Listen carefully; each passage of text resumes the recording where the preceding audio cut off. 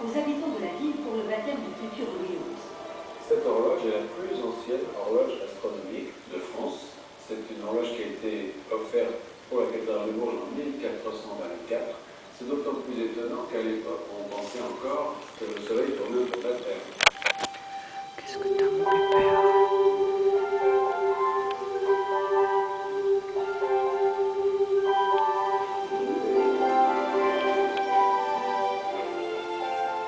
Alors, il s'agit là d'un registre de comptes des chanoines de la cathédrale de Bourges.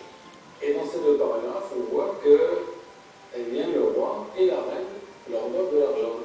Parce que les chanoines leur ont fourni les poissons pour qu'ils payaient, et ils n'ont pas payé. Ils n'ont pas payé les poissons. Ils étaient fauchés. Ils étaient un roi pauvre parce qu'il disposait d'un petit royaume, un petit bout du royaume, et puis il était en guerre surtout. Et ça lui coûtait très cher de faire cette guerre. En plus, le roi à ce moment-là n'avait pas un budget royal. Il était obligé, au fond, de demander au prince, au grand seigneur de l'époque, de contribuer à la guerre et de lui donner en quelque sorte les moyens de vivre, mais pas suffisamment pour payer ses poissons, évidemment. C'est rien, Pépère, c'est fini, c'est fini.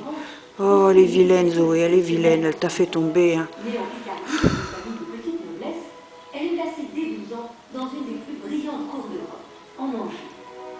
Fêtes, tournois et banquets s'y enchaînent à un rythme effréné.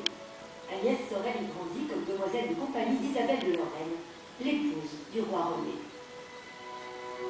Le quotidien d'une demoiselle de compagnie était d'être aux côtés presque de la princesse, mais aussi comme toute femme, de se préparer à recevoir les hommes qui venaient se placer au